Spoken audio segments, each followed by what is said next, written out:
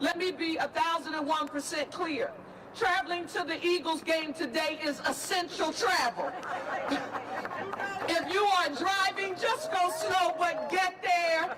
If you are catching SEPTA and mass transit, just get on mass transit and get there. But making it to our Philadelphia Eagles game on today is essential. Thank you all so very much, and we now want to take some questions. Any? Well, listen, we've got to do this. Let me hear you all say, E-L-G-L-E-S, Eagles!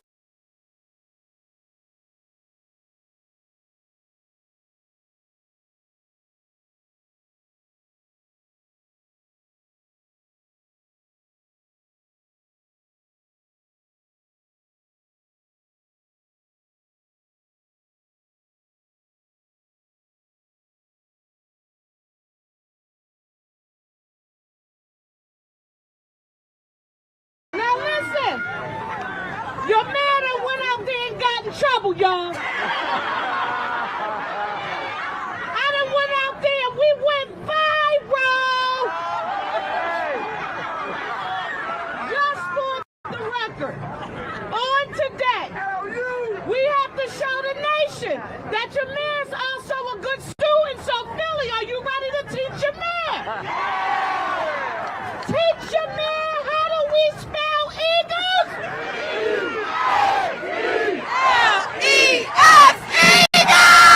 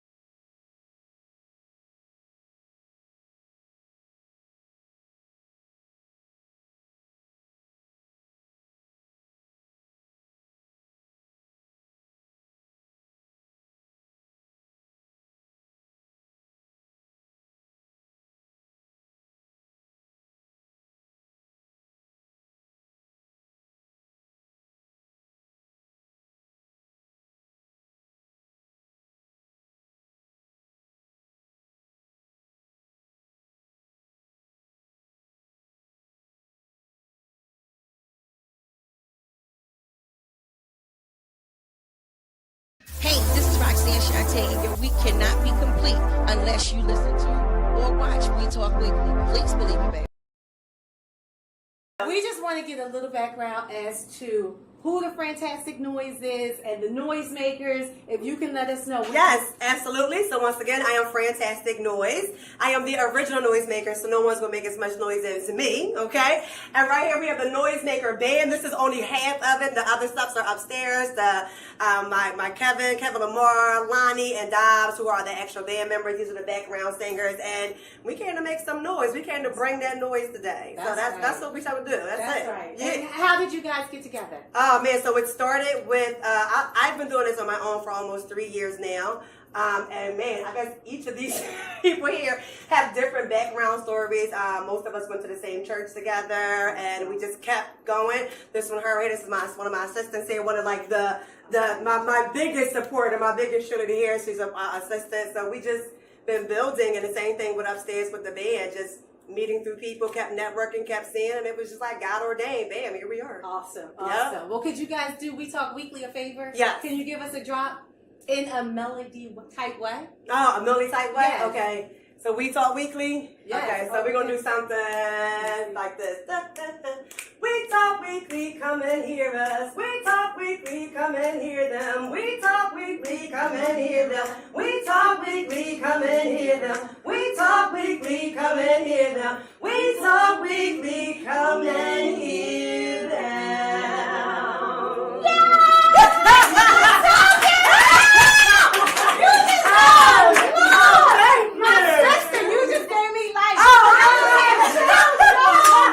Okay, get beautified because y'all already gorgeous. Yeah, thank you. Thank you very much. Thank you.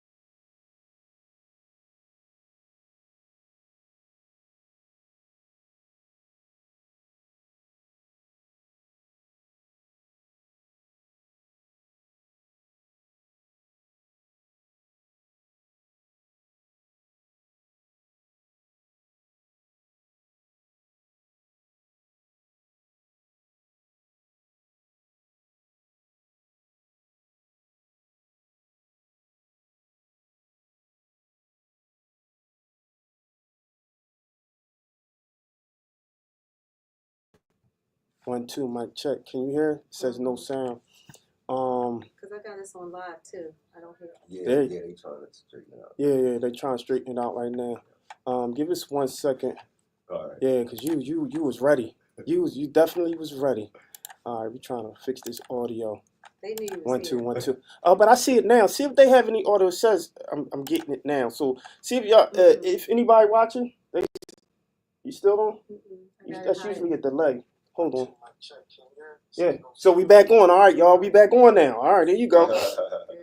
We had they So fix. our whole time So this whole time we was blowing the whistle and everything, and nobody. Hold on. So I'm done. we was I'm blowing the done. whistle and everything. I am so done. I know, right? What? Hold on. So y'all ain't hear us blowing the whistle, no, nothing? they hear nothing. Ah man, look. Nathan. All right. So shout out to to everyone who's tuning in. That was, Yo, you know, they just see us going nutty. I know, right? All right. So What? now that we have this, so what happens is sometimes what the studio does is they change a lot of the settings by way of the DJs that come in here, right? So the DJs come in. I know it's all good.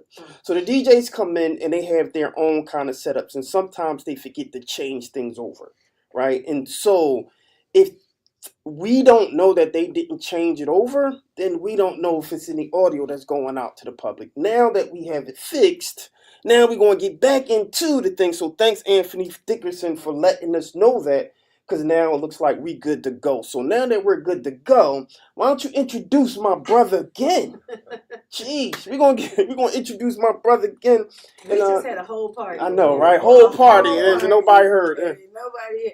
Okay, today we have Mr. Ogbonna Hagins. He's a 13th Amendment advocate and president of the Philadelphia Reparations Coalition for American Freedom, focused on addressing structural racism as a badge of slavery. He's also the publisher of Philly Word magazine and an environmentalist dedicated to sustainability. We like to delve deep into getting to know Ogbonna Hagins, so let's give a warm We Talk Weekly welcome. All right. He deserves another round of applause anyway. He deserves another round of applause anyway. All right, so I'm gonna try to. All right, let me put this back in perspective and context real quick. We have a brother here today who attended an event that WRD Word Radio, first Black African American radio station in Philadelphia, who put on an event to amplify the Black agenda. And it's not necessarily Philadelphia per se, but what should the Black agenda be since we have a new president, which is Trump? So now that Trump is in office, what is our Black agenda, being that there's a lot of things happening from all of his executive orders. People talk about Project 2025, the DEI thing. Everything is just seems to be erased, right? So all we have that I see is us. And I always say we need to depend on us anyway, right? Stop depending on everybody else. But that said, we have this brother here that attended the event and have a little pushback by way of hearing what the agenda was by way of journalist Solomon Jones. Did I capture all that? Yeah, pretty much. Okay. And the reason that you even started talking about it, because you asked me about my day. Absolutely. When I first came in, I was just like, we could feel it. Yeah.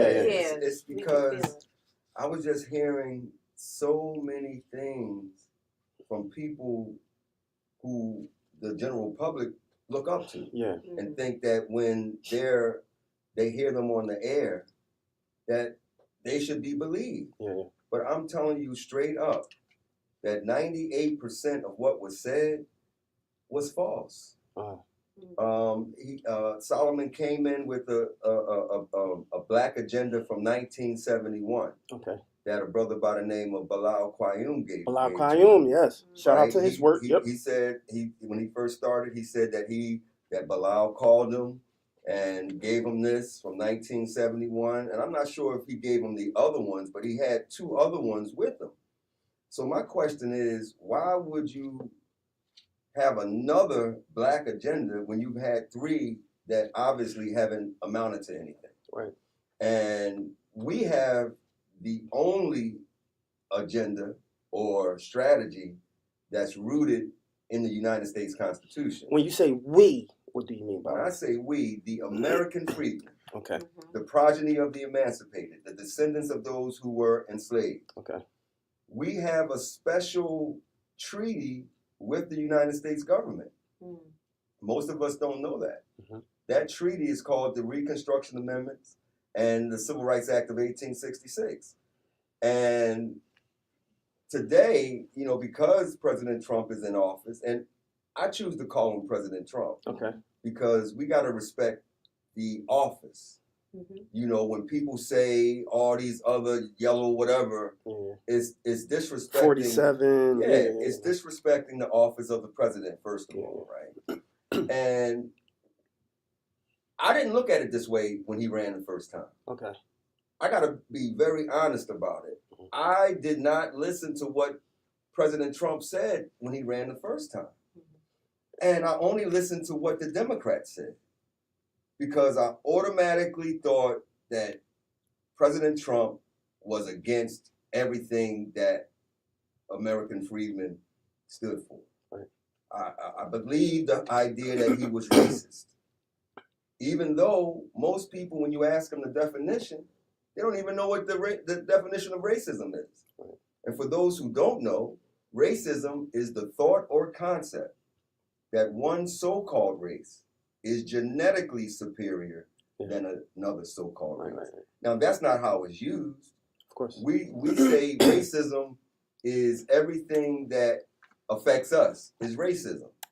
But what we don't know, we don't realize that racism is illegal.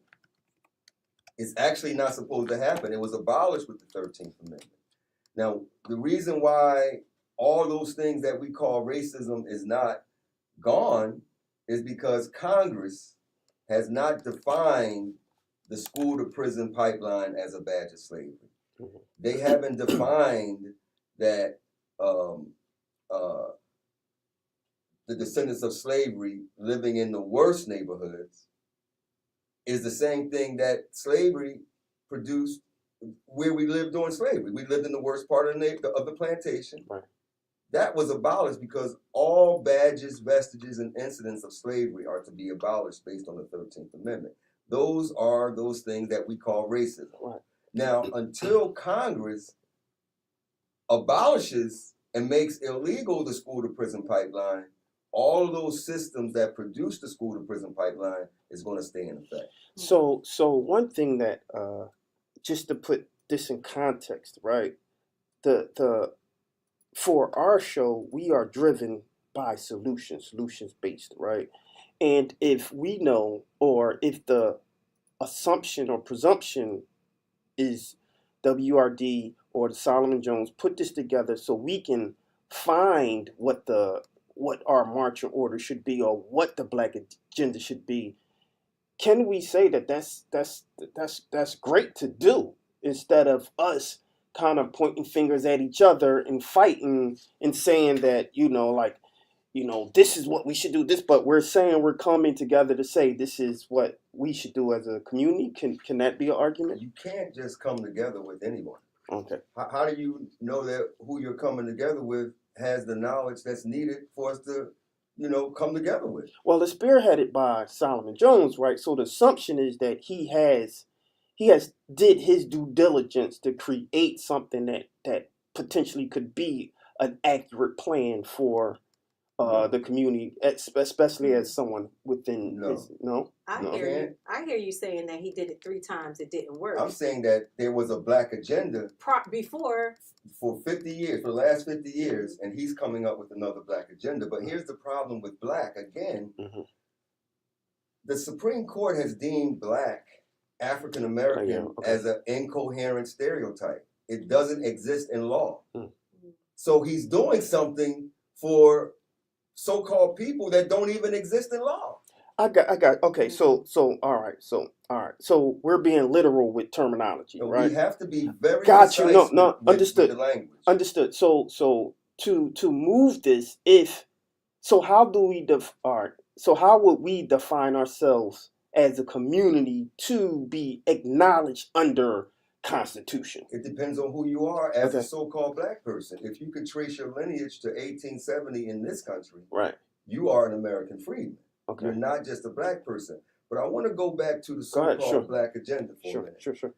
The black agenda is just what And the black agenda, because I want people to understand the black agenda that Solomon Jones presented. absolutely Okay, good. is about diversity, equity, and inclusion, Okay. which is the Supreme Court deemed that it was illegal, unconstitutional in the Harvard versus Students for Fair Admissions case back in December of 2023. Oh. The Supreme Court already deemed it illegal and unconstitutional. Okay. And all President Trump did when he got in office was concur with what the Supreme Court said was law. So we shouldn't use DEI anymore, is what you're saying. It We was shouldn't never. use that. It should have never been used in the Okay. first place. But let me All right. tell you the top 10 Okay, please do. Yep. entities that benefited from diversity, equity, and inclusion. You're going to be shocked. Probably not. Number 1, white women. Number 2, immigrants, African, Caribbean, Latin American. Mm. Number 3, LGBTQ. Number 4, corporations and educational institutions. Number 5, DEI consulting firms. Still no American freedmen, right? Right. Okay. Number 6, Asian immigrant communities. Number 7, nonprofits and NGOs, Okay. right? Number 8, media and entertainment. So that explains why WURD wants to deal with the black agenda, because it keeps them paid. Mm, You see, the media is a very, very important thing. yeah. It's about telling the truth or showing where the lies are. Right. What I'm doing in terms of my writing and being very critical is in the vein of what my ancestor, T. Thomas Fortune, who was called the Afro-American agitator in the early 1900s, he Right. created a publication called the New York Age. He did the same exact thing when journalists were not doing their job. So read number 10 again. Number 8 is media and entertainment. Media entertainment. Number 9 is tech companies. That's Silicon Valley, where Yeah. 50% Right. of the workforce are Indians. Yeah. Wait. So then number 10 is local and state governments. Nowhere in the top 10 do you hear the descendants of slavery. Yeah. So in essence, what WURD was doing Right. was promoting everybody else but themselves. Got you. Based on the data. Yeah. There are no black people. We have a freedman strategy that's rooted in the 13th, 14th, 15th Amendments. That's our treaty. This is the only solution. I'm going on record, and I know for a fact that there is no other solution than for the American freedmen to stay rooted and unified. Want to unify? Mhm. Let's unify on what our ancestors did. Right. Our ancestors used the 13th Amendment to create the so-called Black Wall Streets. Right. Before Tulsa got burned down in 1921. Right. There were freedmen towns right after the Civil War being built. Right. So we don't know the history. We keep talking about Black Wall Street, which is, talking about Tulsa, when we had these towns way before Tulsa. And the reason that Tulsa was able to happen, because the government can't do for self. That's a failed philosophy. Let's be real. Mm-hmm. The Nation of Islam had the whole do for self. Where is the Nation of Islam supermarket? Bean pie factories? Bean farms? Wait a minute. Mm-hmm. We have to start being honest that we have people in position of power that don't know what they're doing. Okay, cool. So I got you. And okay, cool. I got you. So if that's the case, right? And just on your number 8, I mean, we're media, right? And so, I mean, if there was any benefit, we would have needed that also to be able to give voice to people like you, right? You're honorable. Let me tell you why you're honorable. Okay. Everything that I've sent you, Right. I've sent all the other media sources. Oh. You did what a journalist is supposed to do.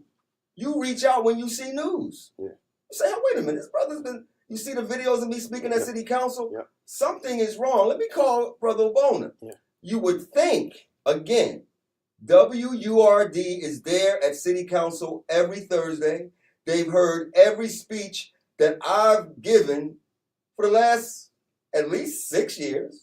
Over the last almost 2 years, I've been exclusively dealing with the progeny of the emancipated, the so-called black people, the black people that James Brown talked about when he said, "I'm black and I'm proud." Yeah, yeah. He was talking about the cotton pickers in the South. He was talking about those who were hung from trees in the South. He wasn't talking about nobody from Africa. We're talking about the progeny of the emancipated who made it possible for all the immigrants who are here to even come here. All right. And they're not treating us with the respect. They're getting benefits that are supposed to be ours, and the government is complicit. But Donald Trump, whether you like him or not, everything that he's doing in regards to the mass deportation and the birthright citizenship benefits the progeny of the emancipated. So why on earth would you be against that? The only reason you would be against it is because you don't know. Okay, cool. So I just want to put this disclaimer out here, right? So the views don't necessarily reflect those of We Talk Weekly, right? So what we're doing right here is reporting news, right? We have no opinion on this. And so what we like to do is amplify voices that seldomly are heard and that are doing the work in the community. And that's what this interview is about. What can we do? So in that vein, right? What can we do to move forward, or what should we do as a agenda for, and using the term loosely, black folk, however you identify as being black, right? Which I understand the freedman piece, but are loosely speaking in terms, right? I don't want to be too literal, and I think you get where I'm going, but I just want to know, what should we do then? What should we do? First of all, I want to be clear, right, that the words that are coming out of my mouth, right, are historic words. Okay. These are the words of the 39th Congress. These words are not coming from Ogbonna. Hey, they're just coming through me. Got you. This is not my idea. This is what the 39th Congress said should happen to the progeny of the emancipated. Who am I to say that they're wrong when we see the results of what happened until the government allowed the destruction of our towns? It was illegal. The government was supposed to stop that. See, we keep putting it on white folk. The government was complicit in allowing our towns to be destroyed. They were complicit in the looting of our banks. They were complicit in everything that damned us. Now, let me tell you what the 20 members who negotiated this land treaty, let me tell you what they said. 20 members of who? So they These were community leaders and ministers. Okay. They negotiated on behalf of the 4 million newly freed slaves, right? But they also said they didn't want to have nothing to do with white people. Why? Because they have been the cause of everything that caused us problems. Why would we want to live with people who cause us problems? And even today, they say we have slavery mentality. White folks got master mentalities. So that's why they don't want us to come up. That's why they ignore us. When we come to city council, they ignore us. And you know that the majority of them may be a freedman, but their mentality is at the white boy level. They have what's called meritorious manumission, which is getting close to the white man so that they can make it. And that's exactly what they're doing. And I'm not just saying it. Look at the history. No, I got you. No, so again, what can we do? Yeah, that's the question. What can we do? Because we can do so just to kind of let the groundwork, like we can always point fingers, right? We can always point fingers. Yeah, we got, okay, cool. We had to point fingers because I do believe we had to hold people accountable. Absolutely. Absolutely. I 100% agree to that. So I think part of our accountability, especially in media, black media, if we're going to hold people accountable, right, we also have to allow access or give a excuse me, a blueprint of what to do next. Excuse me, I'm losing my voice for a second. I'm sorry, guys. So we have to give a blueprint. If we're going to point fingers, let's see how we can fix it. So to the question that I asked prior, how can we fix this? Okay. first thing is that I want to just mention that I've introduced legislation, at least 8 pieces, to the city of Philadelphia, to city council, that was rooted in Constitution. It could be done. So they chose to take the time, and finally we do have one member of council, Nicholas O'Rourke, who has met with us finally. You know, and we're discussing the Freedmen's Bureau. Let's give him a round of applause for that. I did meet with Jim Harity, but he kind of dropped the ball on it. And we have the chief of staff of council president who came into a meeting with us. But what we need to do is get Congress to do what they're obligated to do, to define the badges, vestiges, and incidents of slavery. And that's what I was going to ask you. So explain what the badges, vestiges, and incidents of slavery. Anything that's happening today that happened during slavery is a badge of slavery and should be outlawed. So again, I mentioned the school to prison pipeline. What about when a underqualified so-called white person gets the job over a overqualified freedman? That's a badge of slavery. That has to be outlawed by Congress. So Congress will identify that as a badge of slavery and write all the paperwork that's necessary to make it outlawed. So that if someone does that, and we can prove that, we don't know what can happen. The person may lose their business. They may lose their business license. The business may have to be turned over to that person. It depends. Congress has to make those determining laws. And there are more than 500 badges of slavery. More than 500. Everything that you call racism is a badge of slavery. Us going to the worst schools. Now, look, check this out. This is what I call being comfortable in your oppression. The descendants of slavery consciously wake up every morning, get their children dressed, sending them to the worst schools, knowing that white folk get up sending their children to the absolute best schools. That is not something for the states to decide what the funding formula is. They have to make it equal, period. End the conversation. But they're not doing that because they don't know our rights. And it's like, a minister friend of mine told me, he said, you know, Ogbonna, you're like John. You out there crying in the wilderness. But John was right. And then I'll say, I'm like Noah. Everybody called Noah crazy. I'm the man on the, when I say I'm referring to the organization, Philadelphia Reparations Coalition for American Freedmen. We're on the road less traveled. But that road is leading to the pot of gold. You know what? And real quick, because we have this conversation, or black folk, right? I'm only using black folk, using the term loosely, because some people don't identify as being black, right?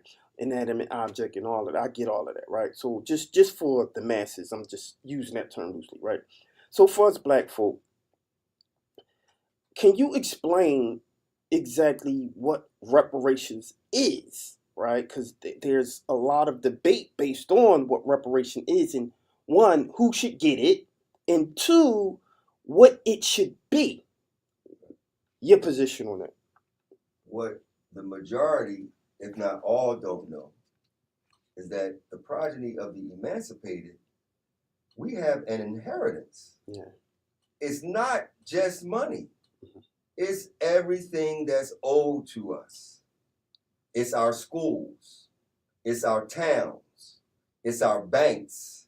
It's everything that was taken and more. So there is no set number. It's whatever it takes to bring us to equality. There is no set number, but I tell you, our inheritance, based on the team, is way more than what any number you've ever heard. So my question is, now, you talked about the different type of mentality. Let's just say, in a perfect world, we were to get all of that back. Right. Where we are, the way we think, and the way we're not united, and just so much division amongst us as a whole. How do we? What do we do to teach us on how to stay united? So how to keep camaraderie? We gotta get out of the basket. We always talk about the crab in the barrel mentality, and the crabs are always pulling each other down. But what we don't talk about is who made the basket and who put the crabs in the basket. Because crabs don't pull each other down when they're in their natural environment. You put us in our natural environment, all that stuff you're talking about disappears. Crime and violence happens because of poverty. If there's no poverty in the community and everybody has money, what reason do I have to break in your car? You see, this type of thinking is not happening in City Hall. What's happening in City Hall is thinking about others. Right. Why would you create a wellness court, which is what Mayor Parker did? And by the way, I've sent her many notices about this. Okay. Right? Why would she not create what was historically in place, a freedmen court? We had our own courts. You ain't never learned that in high school, did you? You didn't either, right? I didn't learn it until about 2-3 years ago. Right. So we can have our own courts and training lawyers, because right now, the majority of the lawyers, including Michael Cord, does not know our rights and are not approaching the cases involving American freedmen from the 13th Amendment. Whenever you represent a freedman, their rights start in the 13th Amendment. You didn't get the right to keep and bear arms from the Second Amendment because we were enslaved then. We got the right to keep and bear arms from the 13th Amendment. We stay rooted in the 13th Amendment, we win, period. You see, I know what I'm talking about. I am willing to lose everything that I own on this. Why?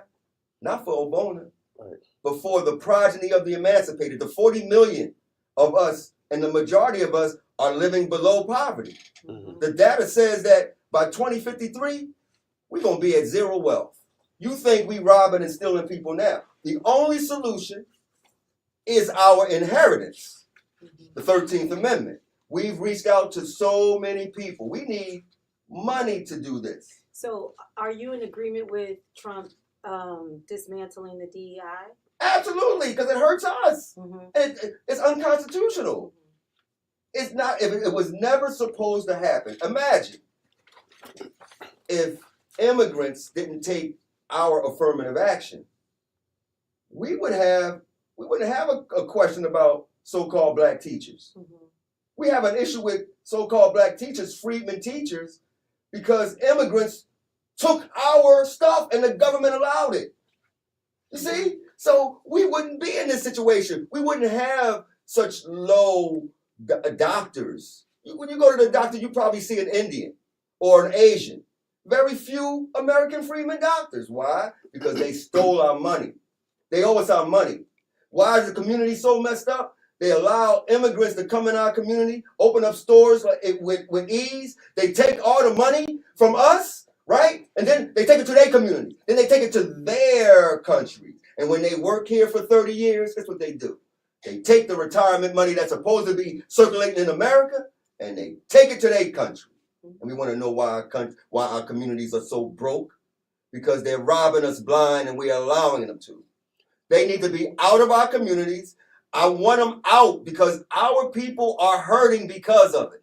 You're not going to hear them people downtown saying that because they got to be comfortable. They don't care about their people because they already making six figures. But our people out here making $20,000, right, a year, and they don't even call these people to work in the city, and they're more qualified. They hear me every week, and this is not about Ogbonna, but just imagine, I go down there dropping knowledge, like my man ODB said. What did he say? I'm dropping science like Cosby dropping babies. Enough to make council go crazy. And they're not even listening to me. And nothing they can say is a lie. They got legal people there that will say, you know, this brother's off. They probably don't even know it. And a lot of this stuff goes in one ear and out the other is so far above. And I'm not saying it because I'm great. I'm saying it because I took the time to learn it. And every week when I go down there, all I'm doing is pleading to them, yo, you got to look out for the American freedmen. And I have my own people pushing back on me.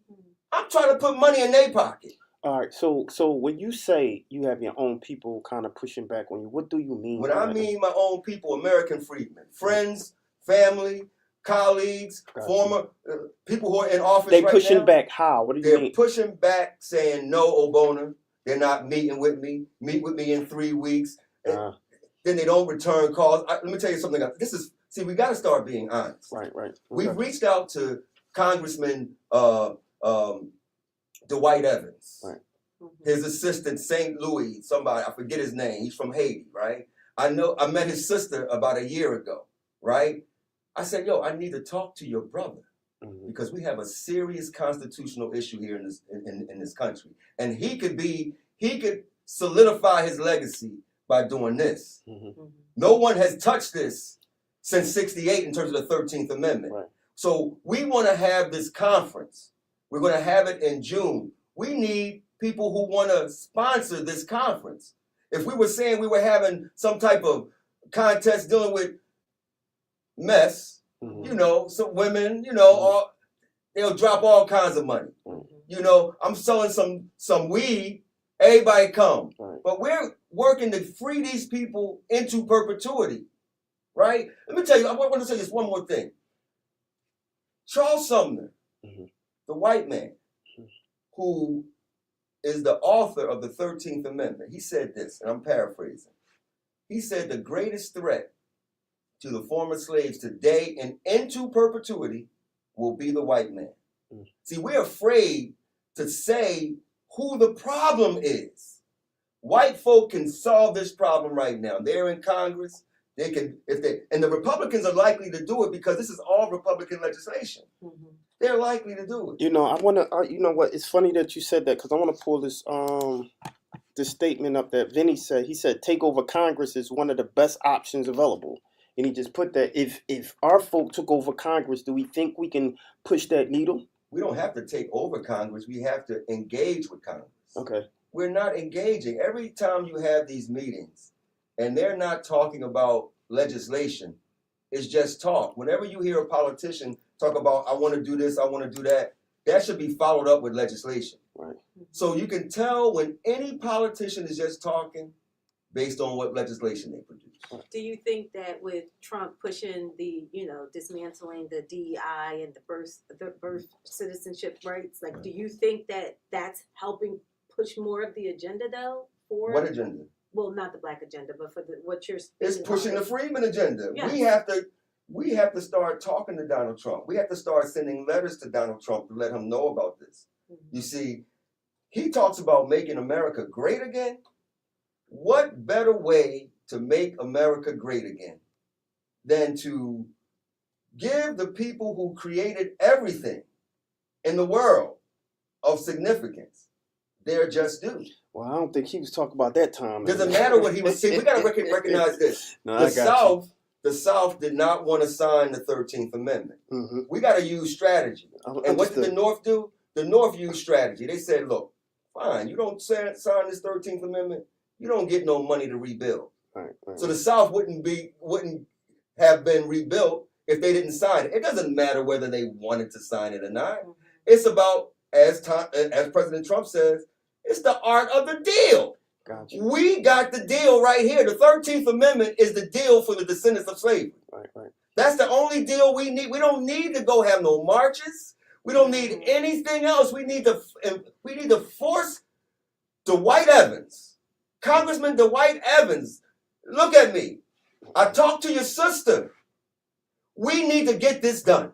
And he could go down in history as being the one to introduce what's going to truly make America great again. America lost $16 trillion because of racism since the year 2000. Imagine if that $16 trillion was circulating in the American freedom community. So do you think, right, just this is just the other side of it, right? Do you think it's, because most people have an issue with not what is said to us, but how it's said to us, right? Do you think part of that is the delivery that you give when talking to some of these elected officials or people within leadership? Oh, wow.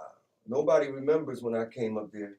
Good morning, City Council. How are you? It's a pleasure and thank you for giving me the opportunity to speak. Nobody remembers that. I got you. And then they kept ignoring. fair. Nobody remembers when I gave City Council President Kenyatta Johnson the bill and he didn't read it for 3 or 4 months. You see, nobody. So when you have, you see, the people were mad at what the police did to George Floyd. Right? Well, council is doing the same thing to the American freedmen. They got their foot on our neck. They choking us. We can't breathe. And they have the answers for us to be resuscitated. That statement is really, really heavy, right? And I'm challenged to push back just a little in that one is a fool to what they don't know, right? And it's certain things that you can or can't do, right? In certain positions. No, you don't agree with You're a that? lawmaker, you got power. And guess what? Ignorance of the law is no excuse. Okay. Because they don't know my rights is no excuse. Once I tell them they don't know my rights, they're obligated. They should go and find out if they truly care about the American freedmen. Why wouldn't they go to find out what the rights are, even if they admit that they don't know what they are right now? Got you. You see, and let me just say, I mean, here's the conversation I had with Congress, a councilman, Jeffrey Young, outside of the Union Hall when Spike Lee was here during the whole presidential campaign. I said, "Yo, brother, you know it's a 14th Amendment violation by us not having an Office of Freedmen Affairs, right? Which is an office specifically for the descendants of slavery. They got offices for everybody else, but don't have one for us, right?" So I said to him, "Well, what about that?" He said, "Quote unquote, I don't have my political capital to do that. I don't have the amount of political capital to do that." So in essence, what I took from that was that whoever funds his campaigns and everything don't want him to do nothing for the progeny of the emancipated. But the crazy thing is that he's a lawyer, and he told me to my face, he knows that it's a 14th Amendment violation for us not to, but he's not going to do it. You're going to have to sue me. That's what he told me. And that's what I was going to ask. Because this amendment is like against the law to not to do it, then why can't you? What happens to taking them to the Supreme Court? Because we have lawyers. We have an organization called the Barristers, organization of so-called black lawyers. They won't come on board. We have people who won't donate to the Philadelphia Reparations Coalition for American Freedmen. I don't get paid to do this. All day long, I spent fighting for the progeny of the emancipated, the 40 million of us that's in this country, those that don't even know me, those who are unborn. I'm fighting for them. So they will never have to experience what our ancestors experienced. And that is what was promised to us. If the United States government makes a promise, they're obligated to keep it. All right, so real quick, because this time flew real quick, because I just want to give, because when we talk about journalists, right, especially black journalists, for me, it's giving them space to sometimes make mistakes and fix those mistakes. In your page, what would you call this? This is the Philly Word newsletter, and I have it on Facebook. I publish stories, at least 3 a day. Okay, so in this newsletter, and I'm gonna read something. You say, in the realm of community radio, in the realm of community radio, the microphone is a powerful tool, a bridge between the broadcasters and the community, a platform to educate and unite. But when that tool is misused to silence, censor, and self-promote, it betrays the trust in very people it is meant to serve. Solomon Jones, a prominent voice of Word Radio, recently demonstrated to misuse his platform in ways to undermine meaningful discourse and community uplift. You said his public persona seems to be more focused on personal advancement, proving himself worthy of CNN or other major networks than on the development and platform he currently occupies. Jones appears more interested in organizing a social clout than using his influence to build up Word or to empower community. You go on to say Philadelphia deserves better. Its air raid should serve as a space for meaningful dialogue, critical education, and collective empowerment. Solomon Jones has repeatedly failed to meet this standard, using this platform to inflate his ego rather than uplift his community. Now, I want you to address that only because, right, this would insinuate, or the way that this reads, it reads as if Solomon Jones don't do anything for the community, don't do anything to uplift the community, hasn't been in the street. And not saying that I'm a fan of Solomon Jones, or I don't even really know Solomon Jones. I just know he's a fellow journalist in the Philadelphia area. But I think it serves as some discredit to his to the work that he does do, that I know that he does. So I just want you to address that, and just me being fair, because I have to give both sides. One thing about the Freedmen, we're about being balanced. Okay. Okay. I gave Solomon Jones, a journalist who primarily talks about race and structural racism every single day, all day. Right. When I give him, as a journalist, a structural racism bill that says that the root cause... Hold on, you gave something to him. I gave him the structural racism bill. Okay. And he refused to read it. Oh, wow, okay. No. You cannot be an honorable, ethical journalist if someone gives you something that could be a law to help to alleviate gun violence. Because I want to be clear, the structural racism bill is based on a study that the city of Philadelphia conducted called a Roadmap to Safer Communities. And it strictly said that the root cause of gun violence is structural racism, and the solution is large-scale investments in the areas that have been decimated by crime, violence, and unemployment. So if I'm on the air and everything I talk about is that, and someone gives you a bill to address gun violence, it leads me to believe that you really don't want to solve gun violence. You want to keep a organization going where you can continue to make money. Maybe not him because he just started it, but I can't say that for others, because if crime and violence was eradicated, all these nonprofit organizations wouldn't have jobs. That's right. And so if the 13th Amendment was fulfilled, there would be no crime and violence in the community. And then those people would be out of jobs. So the question has to be asked, does the city of Philadelphia really want to eradicate gun violence when they have a study that told them how to do it and they ignored it? And I came up there and gave them a bill and they ignored it. So when you ask me, why do I come with this kind of vigor and this kind of vitriol?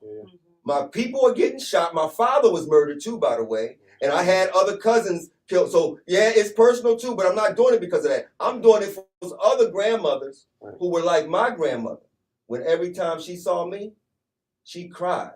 From the as long as I can remember to the time she died, every time my grandmother saw me, because I look so much like my dad, right? So imagine what all these other I don't want them to go through what my grandmother went through. Right. I seen my grandmother cry when I'm at a birthday party, at my wedding, when I first got married.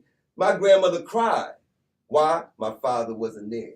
You know, and I'm saying if the study, and the DA did a study that said that structural racism is the root cause of gun violence, and Rebecca Reinhardt. So we got three separate entities that said what the problem is with gun violence, and we have leadership that has ignored it. So what would you, stand with Brother Solomon Jones, what would you like him to do, or what would you want him to do? I would like to meet with Solomon Jones and explain to him why he's wrong. Because guess what happened to me? Somebody had to tell me, Ogbonna, you're wrong. And I had to be man enough to recognize that what I believed for the last 30 years, once I was given the proper information, I had to wipe it off. Muhammad Ali said, if you think the same way at 50 as you did at 20. You Yeah, wasted the 30 years of your life. That's right. That's So right. we got to be willing, Yeah. as the scriptures say, be ye transformed by the renewing of your mind. The American freedmen have to renew their mind to get away from worrying about people who don't worry about them. No immigrants ever stand up and say the American freedmen should get their reparations. There you go. I think we can ask Solomon. We can Yeah, send an invite. And I would love for Solomon to be right here. I will say, that's my brother. Right. Yeah. I just want him to give the right information out to the masses because lies spread far and wide. Yeah. And we cannot continue to let the lie. Look, for the lack of knowledge, people perish. I can bring on these scriptures. Yeah. I'm not a preacher. I'm not a Christian or anything, got you. but people recognize these scriptures. Mm-hmm. For the lack of knowledge, people perish. So if for the lack of knowledge, people perish, let's get the knowledge of what our ancestors did to be free until they broke the law and burnt our stuff I down. got one last question. All right, we got it because I we know, got to wrap we it gotta up. wrap it up. Go ahead. Do you think that communities or cities get more money when they do have a higher crime rate, the more grants and stuff come in, and that's why they don't want to? Here's what they do. Here's the playbook. Somebody gets shot. They have a few town hall meetings. They go to Washington and ask for money. That's how All it right, works. then, yeah. We got to be real. Yeah. The American freedmen politicians got to step up the same way when Rendell got in office, he looked out for his people. Mm-hmm. When Kenny got in office, he looked out for his people. When the American freedmen get in office, they look out for everybody else and they hurt their own people. John Street hurt his people by taking their houses and their cars. You see, we can't forget. I didn't know about this back then. But now, as one who has learned something, they hurt their own people at the for their benefit. They're not hurting. Right. Okay. All right, there you have it, ladies and gentlemen. Well, before I end, I would like to put the invitation out to Brother Solomon Jones. We'll be reaching out with you. We would love for you to come on the show and address some of the accusations that has been made today. We weren't privy to a lot of this, but we would like to, have you to help amplify your message and some of the great work that you're doing. And so we're putting it on record that we're sending this invitation out to you. Let's unify. We're talking about unifying. That's right. You block people That's from right. he blocks people when he doesn't agree with them. Right. Okay. How is he saying unity? Right. How can we unify? You don't want to get all the voices. Yeah. He haven't blocked us. Well, I don't communicate with him, but from my understanding, we are not blocked on there. But so we will reach out to try to get him on it and address some of these things. And if he's open to even having a sit down with Brother Ogbonna Hagins, that's what we would like for him to do also. So my name is Charles Gregory with the beautiful Classy Lady Sparkle. and Brother Ogbonna Hagins. Before we let you go, we got another interview. I see you, Marcel. We see you. We're gonna bring you back in. We was told that your power went out and you wasn't going to come on the show, and we'll talk to you about that in a minute. But so we want to thank you for coming out. Go ahead. You want to say something else? Go ahead. Website. Yep. That's what we was going to say. Before we let you go, why don't you let us know how everyone can get in contact? You read some of the things that you have and all that good old stuff. Yeah. FreedmenCoalition.org. FreedmenCoalition.org. You go to there. It's near, but it's far. F, Freedmen strategy. Got you. A, acknowledgement. R, Reconstruction 2.0. Reconstruction is reparations. Reparations is reconstruction. We're just continuing Reconstruction 2.0 because it's still there. It's still codified in law. Got you. We got to get our paper. No doubt. Give a round of applause. This brother had bars today. Bars. Again, one thing that we say on the show, we have a diverse group of people who come to the show, right? And it's very important to hear what everyone has to say, not just one side. As journalists, right, we have to not be so opinionated, but just be open-minded to hearing what potential solutions are, not by one side or that side, but everyone's side. And the Brother Ogbonna Hagins had a lot to say. Again, we extend the invitation out to Brother Solomon Jones, WURD Word Radio. I believe he comes on at 9 a.m. Shout out to WURD. Some great people over there. They're doing some excellent work.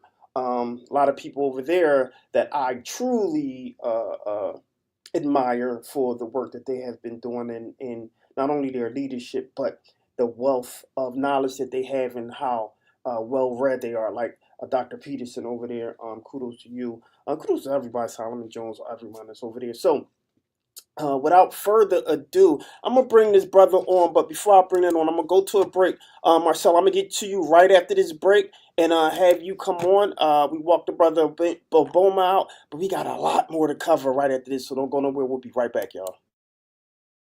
We just want to get a little background as to who the Fantastic Noise is and the noisemakers. If you can let us know. Yes, absolutely. So once again, I am Fantastic Noise. I am the original noisemaker, so no one's going to make as much noise as me, okay? And right here we have the Noisemaker Band. This is only half of it. The other stuffs are upstairs. My Kevin Lamar, Lonnie, and Dobbs, who are the actual band members. These are the background singers. And we came to make some noise. We came to bring that noise today. That's what we trying to do. That's it. Right. Yeah. And how did you guys get together? Oh man, so it started with I've been doing this on my own for almost 3 years now. And man, I guess each of these people here have different background stories. Most of us went to the same church together, and we just kept going. This one, this is one of my assistants here. One of like my biggest supporter, my biggest shooter here. She's an assistant. So we just been building, and the same thing with upstairs with the band. Just meeting through people, kept networking, kept seeing, and it was just like God ordained. Bam, here we are. Awesome. Yep. Well, could you guys do We Talk Weekly a favor? Yes. Can you give us a drop in a melody type way? Oh, a melody type way? Yes. Okay. So We Talk Weekly? Yes. Okay, so we're going to do something like this. We Talk Weekly, come and hear us. We Talk Weekly, come and hear them. We Talk Weekly, come and hear them. We Talk Weekly, come and hear them. We Talk Weekly, come and hear them. We Talk Weekly, come and hear them. We Talk Weeklies after the talk of WPPMLP Philadelphia 106.5 FM. We Talk Weeklies after the talk with your boy Charles Gregory and the beautiful Clash Lady Sparkle. Why don't you let us know who do we have today? Today we have the marvelous Marcel Mendoza. Is a talented singer, songwriter, and actor of Cajun, Costa Rican, Cuban, and Puerto Rican descent. Currently pursuing a Bachelor of Fine Arts at the American Musical and Dramatic Academy in Los Angeles, with a music career that started at 16 and acting role as teenage Rio in NBC's Good Girls. Marcel is a rising star in the entertainment world. You already know what to do. Let's give a warm We Talk Weekly welcome to Marcel Mendoza. How's it going, y'all? How's it going? Hello. Hey, how you doing? All is well. How are you? I'm very good, thank you, and thank you for having me on the show. Thank you. Thanks for being patient. We had a real intense interview. How's your internet going? It's good. Thankfully, when I got home, it was all good to go. Down the street, though, I went to like a 7-Eleven, and they were saying that the credit card, like they couldn't use it because the internet was out. So thankfully, I guess it didn't hit my block, but it's all good out here. Yeah. Fantastic. So why don't we jump right into it, my brother? First, something that we always like to do is ask you, how was your day? How you feeling? It's a lot going on in the world. So how are you feeling? How's your day so far? Right now, I'm feeling good. I actually, excuse the echo, I actually just moved into a new apartment. So this is like going to be my studio space, but I don't have any furniture. I know it sounds like I'm probably in a tunnel right now, but I'm blessed to be able to have a new apartment. I'm in LA, so they got all that going on with the fires and all that. Oh wow! Yeah, it was pretty. Last week, if you would have asked me this last week, it was a little bit more stressful. I live in Hollywood, and I didn't think that like the fires would come anywhere near me, but like I got a notification on one of those like apps that send you notifications for the wildfires and all that, and I go look outside, and literally like not even like less than half a mile on the hill, there's the whole hill, top of the hill, Runyon Canyon. It's like a very famous canyon in LA. It was on fire. So, it was scary seeing that. We got all our stuff as quick as we could and we evacuated. But, thankfully, that fire in Hollywood, they took it out pretty quickly, thankfully. So nothing happened. Our prayers go out to you guys all within LA. Do you have any loved ones that are in the area where the fires are? Actually, no, I'm the only one in my family that lives out here. I have a lot of friends and stuff, but most of my friends, they come from, out of LA, so they live in Hollywood and stuff like that. They don't live in like the Pacific Palisades. But my family lives all in Atlanta, so they're the ones worried about me. But I'm good, thankfully. So you hail from New Orleans, or where are you originally from? Because looking at it, it seems like you're very well traveled. Yeah. And so where did you start your music career? Because now you're in LA, right? And so where does how is your music influenced in your travels along with your music and some of the things that you're doing? Well, I was born in New Orleans, and a year before Hurricane Katrina, my family moved to Atlanta, and that's where I grew up in Atlanta, Georgia. We always would visit New Orleans, so that kind of culture has a huge impact. I'm also part Cajun, my grandfather, so that has a huge influence on my culture, as well as being Puerto Rican, Cuban, and Costa Rican. So I'm like all mixed up. Like Right. you said, I've traveled a lot. I went to school in New York for 2 years. For I went to the American Musical Dramatic Academy. I know it's a long name. We call it AMDA for short. Right. But I did that for 2 years, and then COVID hit. Thankfully, I finished that program for the first 2 years. Went back home.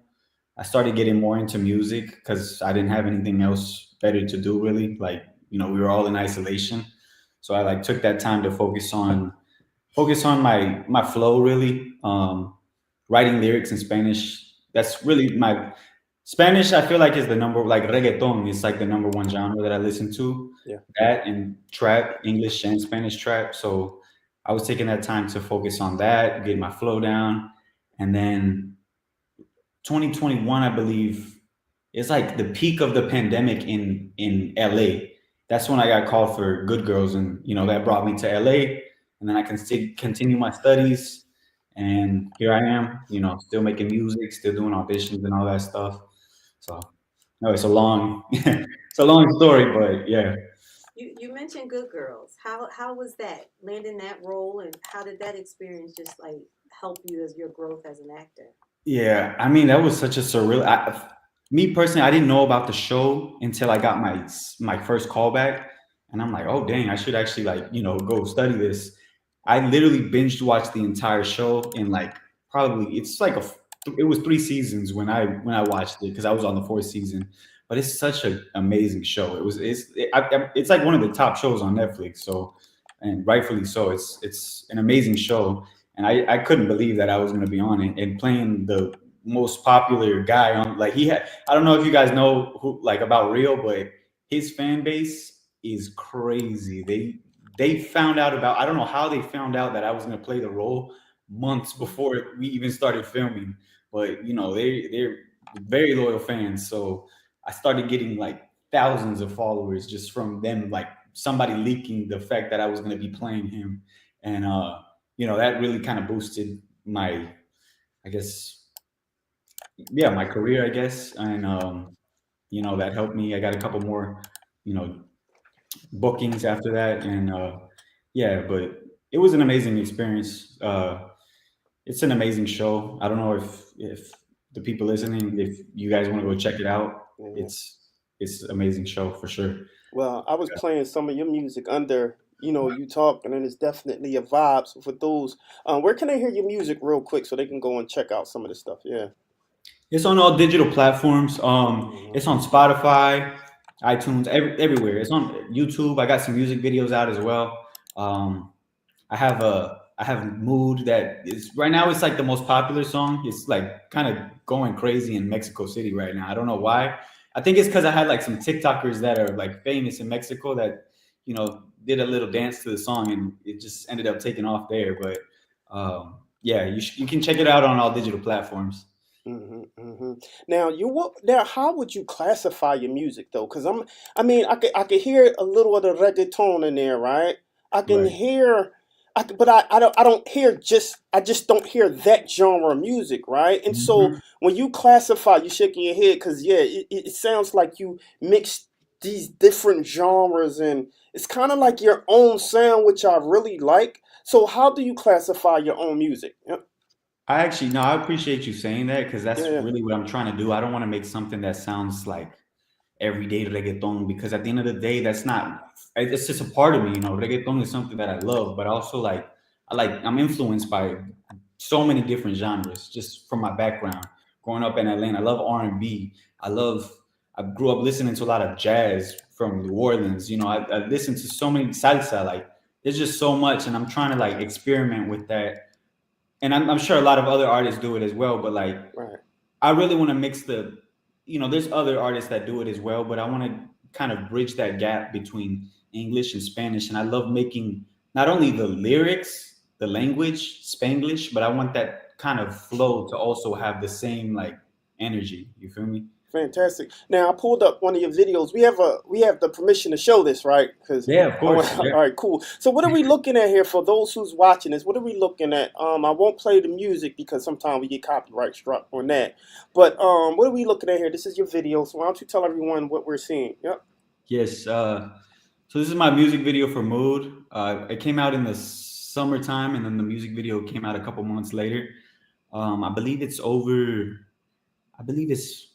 I don't know the exact number, but it's definitely probably at 200 or over 200,000 views right now. Yeah. But yeah, I mean, this is like one of my favorite videos that I filmed. I wanted it to be simple. I Where wanted were it to you? be like a simple reggaeton kind of video, but I Mhm. wanted it to have like really bright blue colors and stuff like that. So I just, that's my main thing about my brand. I wanted to look, minimalistic, but like still have like, bold statements and stuff like that, with whether it be with the colors or whatever. But Where were yeah, you located on here? this Where'd you is in film? Burbank in Los Angeles. We filmed the whole thing in the valley. That's actually Mm, right. That one shot that's like on the road is yeah. like right by the airport, and you can see like in one of the shots like the plane coming right in behind me. So that was a difficult shot to get, but we eventually got it. But it was fun. That day was a very fun day for sure. No, it looks like it was a beautiful day also. Yeah. And so now that people have a feeling or a vibe to who you are, where do you, did you have any musical influences that, you know, created kind of a beginning, a starting point to your vibe or how you put your music together? Yeah. I mean, when I was a kid, I really got inspired by like just Well, first of all, I started in musical theater. That's Right, really where I started at. That's really what influenced that spark of the arts for me, acting and singing, because it kind of put the two together. Because that's what I wanted to do. right. I would watch a lot of Disney Channel, and I would want to do that. So I continue to do that. Um, I was inspired a lot, like when I was a kid, by Justin Bieber's career. Like I Mm, kind of wanted to be like Justin Bieber at one point, but I thought I was gonna just only do R&B and stuff like that. But then when I got to high school, I started listening to a lot more artists like Bad Bunny, yeah. and yeah, before he was even big, like when he was like very underground, I was listening to him, Osuna, even Romeo Santos, who's like a bachata singer, but he kind of Mm, has like this R&B soft kind of voice, and even Michael Jackson, like those are all artists that I like would say that influenced my sound. You feel me? If yeah, in regards to my voice. yeah. Shout, At 16, it says that you collaborated with Club Bandits. How did that opportunity come about? I believe my dad had a friend that was friends with he was friends with the group, and that's when I started to get in the studio and make music, and I just ended up writing that song, and I mean I didn't know whether it was going to be good or not, and I went in the studio and recorded it, and then they actually picked it up and they liked it, and they were like they at that time they were one of the biggest DJ groups in Portugal. So I was blessed for that, but I'm gonna be honest. At that age, I wasn't ready at all to be, doing what I'm doing now. Like I, at all. But I kind of got lucky with that one. But that's what started. I'm grateful for that opportunity because it's what started you know, my spark for like recording music and all that kind of stuff and songwriting. Mhm. Now, you mentioned about COVID and living in so many different, areas. What was that time like? And I know it's been like 5 years since the pandemic, but what was that time like for you? Were you the person who was just sitting down, honing in on your craft? How was that for you during the pandemic? I mean, at first I was just sitting around not thinking like it was gonna last that long, but then when I realized, oh, it's gonna last a minute, I started just writing music. I don't know why, but I mean, it makes sense. Music sounded better for me in that period. Like all of my favorite songs were during that period, and I got a lot of inspiration from what other artists were putting out, and that inspired me to want to step it up and create a better sound, get better at my songwriting lyrics in Spanish, and because Spanish is actually my second language, so Mm. it was difficult for me to kind of unlock that skill that I have now. So, but Interesting. Interesting. So yeah, you said that Spanish was your second language. yeah, Interesting. Okay. Cool. Cool. Cool. Cool. And yeah, so, do you find any challenges now in incorporating both? You talk about Spanglish. You talk about even your particular audience. Do you I guess write for both? Like, would you put out, say for example, Mood? Would you put out a Spanish version and then put out because now it's the English version, right? That's the yeah. one we're seeing now. So would you put out like, a Spanish version? Like, how do I you only have work a your music? Spanish Yeah. version of it. Okay. Good. Yeah. Right now, I only have a Spanish version of Mood. But a lot of like my unreleased music, it's a lot of like half of it is in English, half of it is in Spanish. I Ah, mean, when I kind of like took that mental block out of my head, and I'm like, okay, you could really do whatever. That's who you are. You don't speak the best Spanish, but it's what you enjoy. You that's enjoy right. listening to that kind of music. So why can't you do that genre? So I kind of just go with the flow, really. Like whatever I feel is what I, put down on my lyrics. If I feel the song should be all Spanish, then I'll do it. Yeah.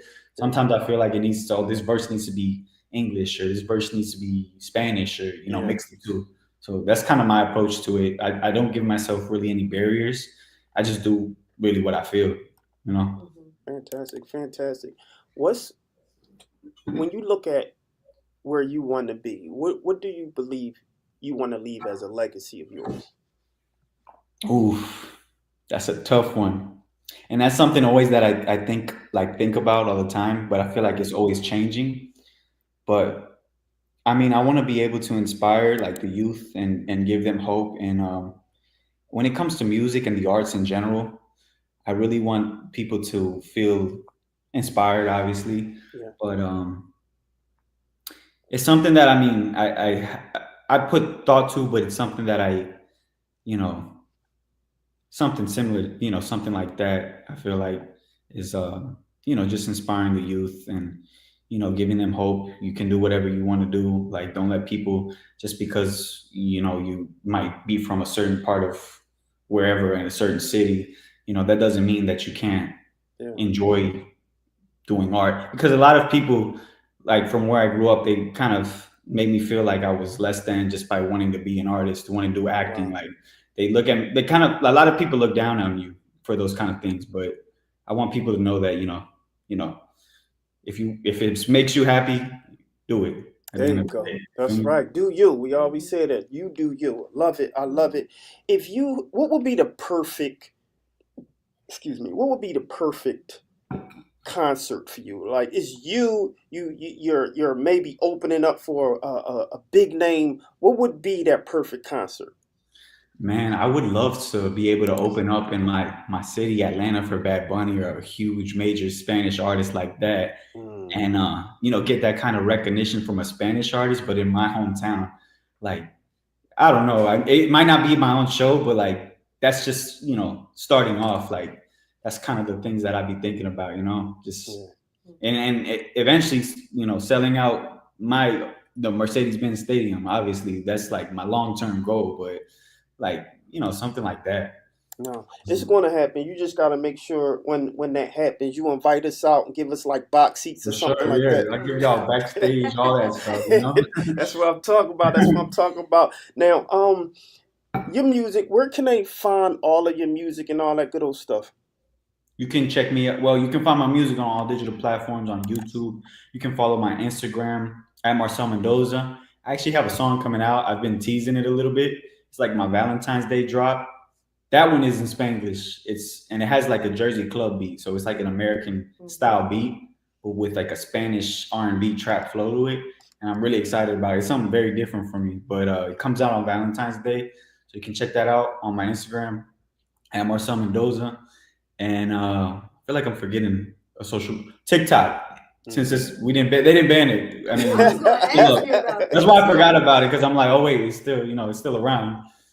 In my mind, I was like thinking, oh, I don't have to worry about posting on TikTok anymore, thank God. But we still gotta go. But yeah, TikTok at official Marcel Mendoza. You can check me out on there as well. Marcel, what do you think about that whole ban? Were you like, oh well, it just got to go away? But you mentioned how someone was TikTok famous and it made your song blow up. Like, what's your thoughts on that? On them extending it or banning it possibly? At first, I was like, what am I gonna do with the music? Like, because that's right now, like TikTok is how songs blow up. So I'm like thinking, what am I gonna do? Like, I'm not gonna be able to, try to get it trending on TikTok. But then after a while, I was like, accepted it. I'm like, okay, well, maybe there's gonna be another way we can, reach out to people on Reels, see if they can repost it on Instagram. I'm like, thankfully, I don't have to, worry about posting on, both, having to maintain the two accounts. But it's still around, so I'm grateful for that.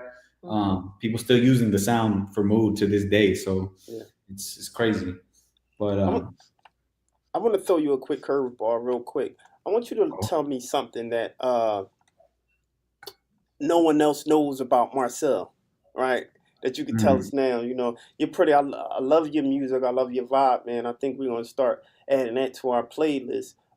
So why don't you let everyone know who's watching now that don't know who Marcel is, right? And so all of your friends, your followers, your girl, whoever you with, right? What's one thing that no one else knows about you that you could tell us today? Damn, that is a curveball. That's a tough one. I mean, I'm really like a low key guy. I'm very chill. I think we can see that. Yeah, you can tell by my energy. I know. But I really like. I mean, this might sound like boring or whatever, but I mean, I'm into like fitness and all that kind of stuff. I like to, live like I'm low key want to be a bodybuilder, but the only thing that has been stopping me is like my, I can't play certain parts if I do that kind of stuff. I also do boxing and stuff like that. So that's something that people don't really know about me. I don't post about all that kind of stuff. But yeah, I mean, for the most part, that's all I'm doing is music, acting, and fitness. I try to keep myself busy with the three, but if anything, that's something that you don't really, see often, I guess. So I guess there you go. No doubt. So all right, since you said boxing, who you got? Canelo, Bud. Canelo versus Crawford. Who would you take? Can I say neither? The thing is, I said boxer. I shouldn't have said that. Like, I train to be able to have that skill, but I enjoy the sport. But sure. Like, I'm not by any means trying to say that I'm like a pro boxer, but I don't know. I like a challenge, so I guess I'm gonna go with Canelo. I like the guy. I like his videos. I like the way he be like talking, crap talking to people sure. No doubt. I'm gonna go with Canelo. All right, one more question. This might be a hard one. Philadelphia, Washington. Which one you going with? I'm gonna go with Philly. My girl is from Philly. So if I say no, she's watching this right now, so she'll probably she'll kill me if I say Washington. Shout out to my guy. Round of applause for Marcel. Appreciate you, my brother. Appreciate you, my brother. One thing we say on the show is once you come to a show, you always you're a friend to the show, so you're always welcome to come back. But before we let you go, we want you to give everyone how to get in contact with you one more time, so they know how they can listen to your music, how they can contact you on your IG, TikTok, all that good old stuff. Tell them how they can get at you. On Instagram, you can follow me at Marcel Mendoza. You can keep up with all my posts on there, see my new stuff that's about to come out. On TikTok, at official Marcel Mendoza. And my YouTube is Marcel_Mendoza. And you can just type in Marcel Mendoza on all digital platforms if you want to download my music. Fantastic, fantastic. Well, it was a pleasure to have you, my brother, and we'll be looking for you to come back, especially when Sure, I'd you love to. reach the top. Come pull us up with you, my brother. Come pull us up with you. Thank you for having me, man. It was an honor, for real. Oh, my Thanks guy. for stopping by. Yeah, Thank you you take both. care, my brother. All right, so ladies and gentlemen, y'all ready to blow the whistle? Come on, blow the whistle. Oh, we did it earlier than Mendoza. You should have kept Marcel. Oh.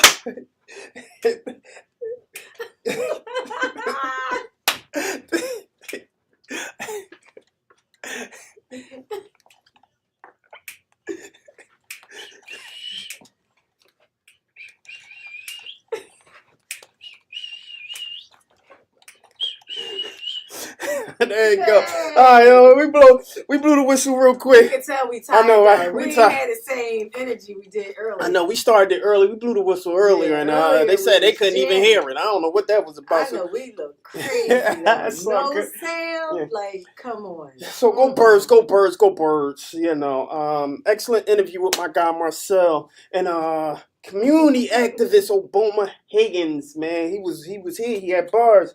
You know, he did. yeah, no doubt, no doubt. And I hope that Solomon Jones really accepts that, and it could be virtual while Ogbonna comes in and had that conversation though. Yeah. But I learned a lot in that short interview. Yeah. So, y'all go ahead and tag Solomon Jones. Tag Solomon Jones in this. Tell him that come on to We Talk Weekly, and we'll ask him some questions. He's usually in the seat asking questions, right? Mm-hmm. And so, and I have heard him hold people feet to the fire too, hold them accountable. And so, since he does that, I don't see why he shouldn't come to We Talk Weekly and come on the show and answer some questions, right? And I think him coming here is a more of a safe space for both of them, with us being non-biased, to have them, talk it out. Because one of the things that I do like about Solomon, that he does his due diligence, he does his homework. And for the most part, first of all, he's a black journalist in Philadelphia. He's a male in Philadelphia. He's doing some work, and he's been in the community. Mm-hmm. That said, so has Ogbonna Hagins. He's not a radio. He's not a disc jockey, anything like that. But he's in the community. He does some activism. He's in city council, and I like the idea of at least giving him a voice to say what he wanted to do. So he said we might get blocked. Who? Ogbonna. Oh, we might get blocked. We might get blocked. What you mean? Get blocked?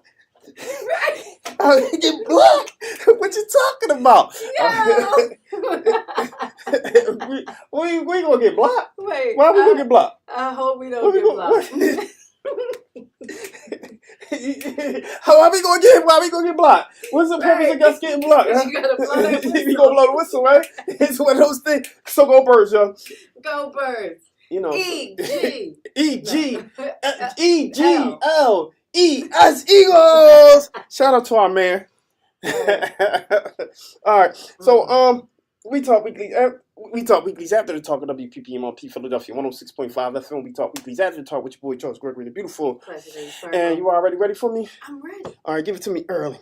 All right, the Philadelphia 76ers have announced that they will not move forward with plans for the $1.3 billion downtown arena. Yeah. Have you heard of that? Yeah, we already Yeah. So we're just going to talk about it again. Okay. So it will remain in South Philly Sports Stadium District. The decision comes weeks after receiving City Council approval for the heated project. There were many concerns about traffic gridlock, rising rent, and displacement of Chinatown.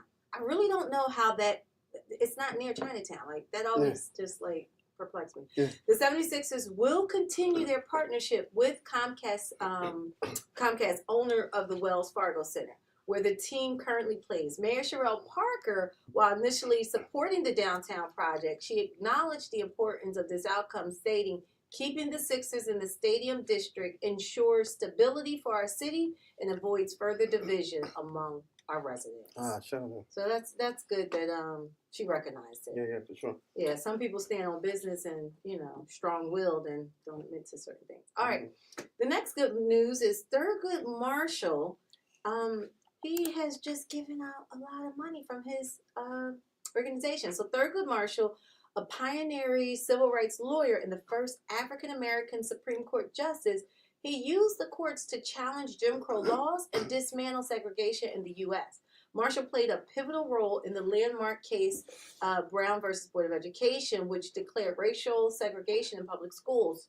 Recently, the Lilly Endowment awarded a $25 million grant to Thurgood Marshall College Fund, also known as TMCF, to support historically Black colleges and universities. So this funding will be distributed to 32 of TMCF's member institutions to enhance capacity building efforts and including improving infrastructure, expanding academic programs, and fostering student success initiatives. So that's good. That's great. Yeah. I just think that when they get all this money, it's almost like that person in your family you trust to say, hey, even if I'm not around, I know you're going to do the right thing with the money. Yeah. A lot of times they don't. These people use it for their greed and they, you know what I'm saying? Like they don't really disperse it the way it should. Yeah. So hopefully that they are going to be able to disperse it where it should be and where they can really see the growth. We're going to be optimistic about it. Right? That's what I said. I know that's right. Let's go. Hopefully. All right, next one. Here goes some more money being spent. SEPTA has a new key card system in place. So now, SEPTA had a new key card system. I don't know if y'all know, back in 2016. I actually covered the story for this. It faced a lot of issues and exceeded the initial budget, costing over $220 million back then. Now, SEPTA has been approved for a new key card system, a San Diego-based cubic transportation system, to develop and implement a new fare collection system. They dubbed it Key 2.0. So the new budget was approved at over $230 million for system development, and up to $19 million is going to be given to customer service centers for support for the transition for over the next 5 years. Funding for the Key 2.0 will come from SEPTA's capital budget, which is primarily sourced from federal, state, and local government funds. So in November of 2024, Governor Josh Shapiro redirected $153 million in federal highway funds to support SEPTA. To support SEPTA. Highlighting the agency's reliance on taxpayer dollars for such projects. So we, taxpayers, are paying a lot of money. Yeah. And I just, like I said, you want that person you can trust. And I mean, our guest was just talking about stuff like that. That's right. Like, where's this money going? All these years and it's broke and it's staying broke and keep being broke and nobody wants to fix it. Yeah. And then when somebody comes to fix it, they're like, oh, why are you doing that? It ain't been working all this time. That's right. So, all right. This story is about a young lady named Ashley Martinez, 35 years old, and she dreamed of enhancing her look. She paid about $1,300 for butt injections in a Philadelphia basement beauty spa. She was promised quick results with no surgery. She received 6 shots of what's to be a dermal filler. Dermal fillers are not usually used for that. That's like Juvederm and all that stuff. Days later, she got real ill. She was vomiting. She had swollen feet. And she was in pain. A week after that, she had a fever and severe complications. Her teenage son rushed her to the emergency room. The injections that she had was the cause of it. Those injections took place in the basement of a place called Tres Lux Event Lounge, a med spa in the northeast section of Philadelphia. This is an unlicensed beauty spa. And the person performing the procedure falsely claimed to be licensed to administer syringe injections. Wow. So if you know someone who has been affected by an unlicensed medical provider in Philadelphia, you can file a complaint online, or you can call 1-800-822-2113. Wow. Yeah. Wow. That's a shame that they're still doing like underground and back alley type of stuff like that. Wow, I got so much to say about it, but I'm gonna keep my opinions to myself because you ladies are already beautiful. You don't need those type of enhancements so much so that you'll disfigure yourself. or get sick. I don't think you need. I mean, that's just me, So man. and this is not what this is not my individual thoughts on it, Right, meaning right. my individual opinion. Okay. This is for people who are on the other side that may be like, okay, Sparkle, I agree with you on that one. Right. When men say that statement you just said, Right, there are women home saying, hey, but you just cheated or you just was having an affair or whatever with the woman who looks like what they're doing. Does Right. that make sense? Yes. So when a man says that, he'll say, baby, I love you the way you are. Don't change nothing. But then when she finds him liking pictures or, being attracted to the one who looks like what Ashley Martinez tried to get. Right. You know what I'm saying? Yeah. So what you got to say about that? I just have to say that sometimes things are just visual and then it's over. Visual and then it's over, right? Guys are visual creatures, and oftentimes, we think really quickly and we act very quickly, but after that, it's done and done. So is this the that whole cliche where I wouldn't take you home to mama? Pretty much. Okay. Yeah, like it's there, and it was made pretty easy. A guy captured it, and guys constantly seeking anyway, right? Mhm. And so I'll just say this because I don't want to get into the girl versus woman, man versus woman situation. Mhm. I would just say that it's. Have you ever heard of? It's a nice place to visit, but I wouldn't want to live there. Mhm. I'll leave that. I'll leave Okay. that there. All right. Yeah. Yeah. Okay. Yep. That's it. All Yep. right. Yeah.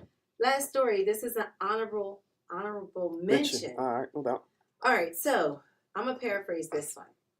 There was a rumor going around that you guys heard of everything that President Trump is doing. We just had a guest, Ogbonna, who was talking about DEI. He getting rid of FEMA. He's getting rid of the Board of Education. Well, this was something else that was said, but we found out this wasn't factual. Yeah, it's fake news. It's fake news. Unfortunately. Yeah. So, but the fake news was that Donald Trump was not allowing, and I won't put a gender on it, but child support. Whoever was the payee paying child support would be the person that would be allowed to file taxes for the said child. Yeah.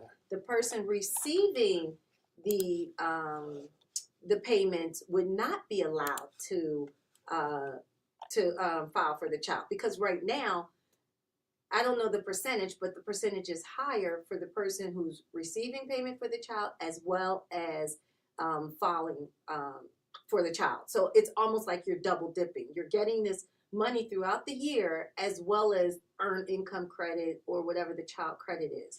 And this rumor was said that President Donald Trump was going to go ahead and put this law in action, and this would allow more people who are on child support to want to pay, because now they feel like, that they are having some type of incentive for paying, towards child support.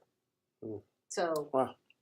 But it was fake news. Did you hear about that? I did. It's fake news. I actually looked that up because, I felt, I was a little excited in that some people feel that child support is biased, and policy like this was somehow kind of even up the bias, so to speak, right? But it's fake news. So if y'all was happy about it, don't be too happy because it's not true. Do we have the TikTok on it? I don't. I didn't get a chance to pull that up. Right? But you it's circling around. It's a couple different videos that you can see talking about the I actually think it's fair.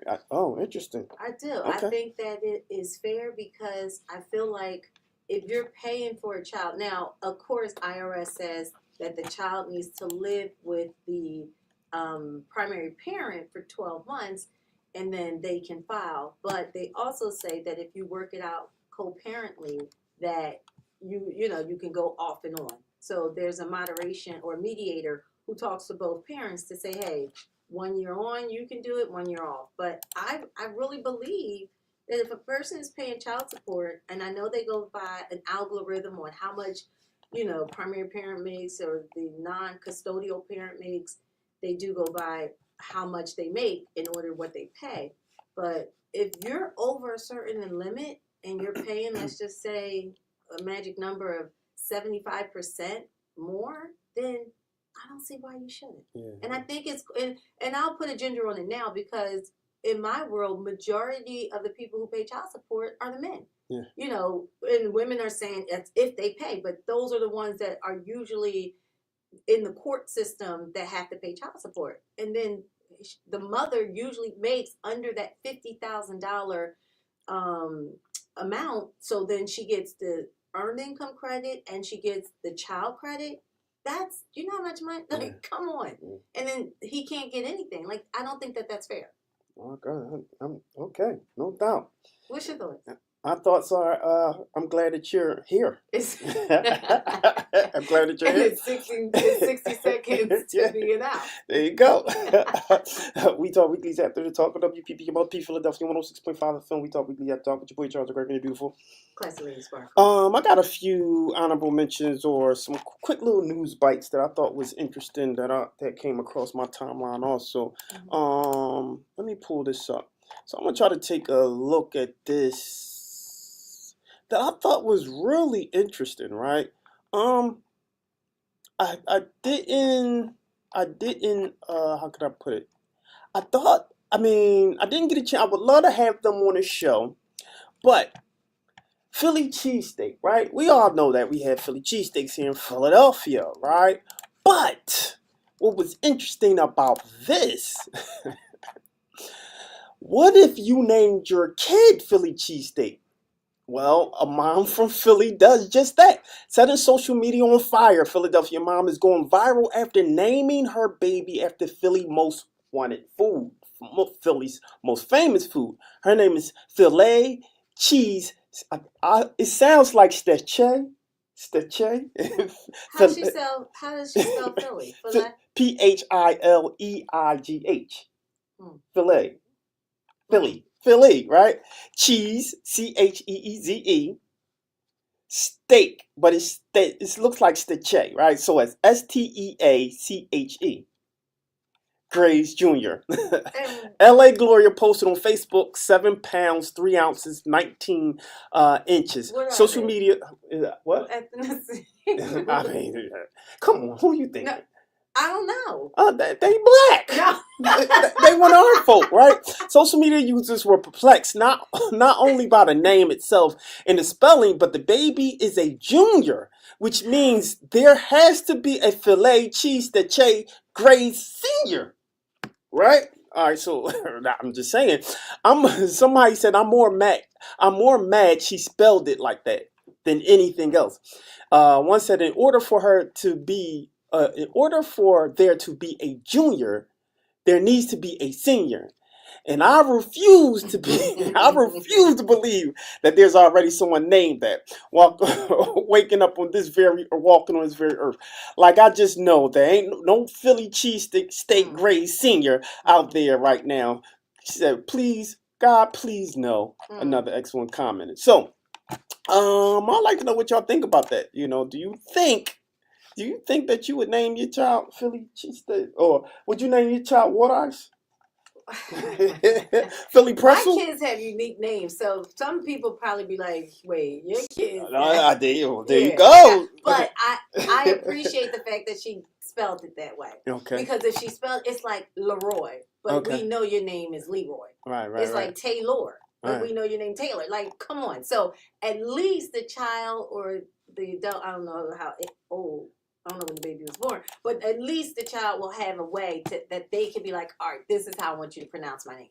No doubt. Because if they just had Philly cheesesteak, like you can't do nothing with it. At least they can play with the name. Yeah. So no, I appreciate that she at least gave them the spelling where they could be like filet mignon, filet, hello, filet cheesesteak, right? No doubt. Yeah. All right, here's another news. What's popping in the news? Real quick, little bite size. Take a listen to this. My name is Taj Williams, also known as Queen Taj. I'm a queen in the Golden Eagles Mardi Indian tribe. The creative team at the NFL reached out to me through inquiry, and at first I had no idea what the project would be because It was such a secret, which I'm used to because my suits are a secret all year long anyway. When I finally got on a call with the creative team and realized what the project was and the magnitude, I just could not believe that I was going to be the one to design the Super Bowl logo for the first time in history of the NFL. Honestly, I really can't even put it into words. I was captain of the football team in middle school, and I was actually the only girl on the team, and that was kind of like my realization that I needed to do a better job of following my dreams and not worry about what society thinks is for girls and what's for boys. How do you put into words making history and making history on such a large stage? So Super Bowl, so this is the Super Bowl coming up, right? So New Orleans artist Queen Taj Williams makes history with groundbreaking logo design. Fashion, excuse me. My voice been killing me today. Fashion and football collide in an epic way for Super Bowl L. So it's 39, and I'm explaining how 39. A lot of people don't really understand Roman numerals, right? And so, yeah. So we're gonna talk a little bit about it, right? After XL. No, Right. after the L's, I'm just like, teach me. Right. So we're gonna talk a little bit about that, but real quick. And so, So it's one of those things, right? So the Super Bowl is coming up, right? So fashion and football collides, and so the Super Bowl is coming up. NFL partnered with a local artist to design its logo, and the honor went to New Orleans, you gotta say it like that, own Queen Taj Williams. Shout out to the sister. Her stunning creation, inspired by the intricate beadwork of Black masking tradition, is a cultural celebration that's putting artistry on the global stage. Todd said it best.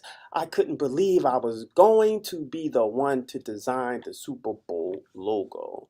Nice. That was amazing. I really like that story. But I wanna I wanna pull this up for those who don't quite understand real quick. Let me see if I can find this image, right? So I said 39. I'm sorry. So here we go, right? So L is 50, right? So it's L. IX means 1 minus, right? So minus the big. So X is 10. Yes. All right. Yeah. So X is 10. Yeah. So anytime you put something in front of it, like I, it makes it minus, right? So you're talking about minus 10. So 50, I said 39. I'm sorry, I misspoke. So we're talking about 59. So that's how you do it. So L is 50.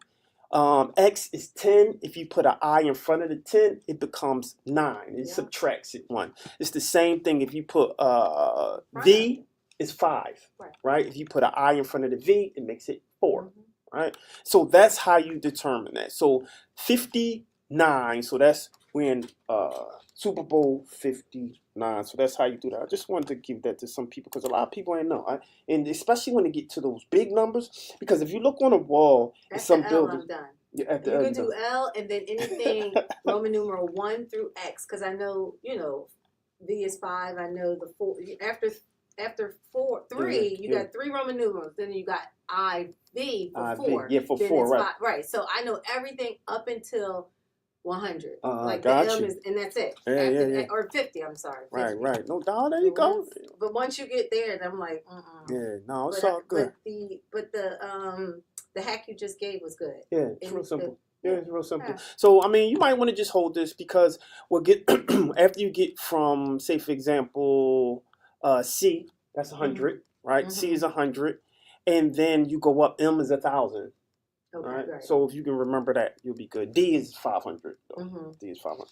It's all good. C, I'm just like, okay. No, so shout out to that. So shout out. I got one more quick mentionable before we leave real quick. Because I was super excited about this, right? Y'all ready? Because I'm super excited about this. I Am Legend 2. Oh, it's coming out? It's coming out. All right, movie fans, let's talk about the highly anticipated I Am Legend 2. Yes, it's happening, but don't get too excited just yet. It is still in the early stages of development. Will Smith is back as Robert Neville, right? Neville. And joining him is none other than Michael B. Jordan. Shout out to Michael B. I know, right? Remember him on The Wire? I do. The screenplay is being written by Akiva Goldsman, who penned the original, and there are rumors that Stephen Caple Jr. might direct. It's a great producer, great director. But here's the catch: there is no release date yet. Some speculate 2025 or 2026, but it's all up in the air as they're still working on the script. So stay patient, folks. Be good. Things is going to happen, but more than anything, we can just be happy that I Am Legend 2 is coming out. Now, when I tell you that I Am Legend is in my top 5 all movies, Really? yes, my top 5. Really? It's in my top 5. Now, I don't know why I forget about I know. it. But it's a good movie. It's a great movie. Yeah. It takes, and I'm going to tell you why, it takes a lot for someone to play lead in a movie that is only pretty much showing them You know for who else almost did 2 it? hours. You know who else did it? Who? Tom Hanks. Oh, Tom. Yeah, Yeah. Tom. Oh, yeah. When he was on the island. Oh yeah. That was I forgot about that. Yeah, They got an award too. They got an award too. But it's a couple other ones that play like strong lead characters, and the camera's just pretty much on them the whole entire time. So I'm excited about that. It's in my top 5. Now I say that just to put that in context that I have top 5s in genres. Okay. In genres. Yeah. So that would be my top 5, right? Okay. And so there you have it, ladies and gentlemen. Before we go, we gotta do something for the Eagles and the Commanders. Something for the Eagles and the Commanders. Yeah. What you want to do? For the Eagles, we going to bless them. There you go. Oh, so, ladies and gentlemen, we talk weekly. Blow the whistle. Blow the whistle. Blow the whistle. Hey. There you go. There you go. All right, ladies and gentlemen. So shout out to, gotta give a round of applause. We blow the whistle for the Eagles. Super excited for the Eagles. We're gonna take this thing on Sunday, man. Yeah, tomorrow. Tomorrow. Yeah. Yeah. Come out tomorrow. There you go. Yeah. The Eagles will win tomorrow, and then we're going to the Super Bowl. So, shout out to everybody out there. Shout out to Philadelphia. Thanks for tuning in. Make sure you like, subscribe. And sorry for the technical difficulty in the beginning. Somebody changed the settings on us, but we got to quickly fix. Somebody's like, yo, something wrong with your music. Something we can't hear. No sound. No sound. I was like, I got you. We're going to fix that. And so, yeah, let us know in the comments how you feel. If it's somebody that you want to have on the show, you feel like we should have on the show, just let us know. Yeah. If it's something that you heard on the show that you don't like, let us know. You know, if it's something that you agree with, let us know. And if somebody you want to respond to you, let us know. Because what we try to do here is just be fair across the board, right? We don't take any sides at all. So we try to say that the community is diverse. Philadelphia is diverse. So we have diverse voices on here. If we're truly talking, which we shouldn't be saying DEI, right? But if we're truly talking about inclusivity, I'll just use that. If we're truly talking about inclusivity, that means everyone, right? And so we're going to continue to do that. The human race. Yeah, the human race. There you go. There you go. The human race. So we out here like last year. I'm your boy Charles Gregory with the beautiful. And we out like last year. Peace.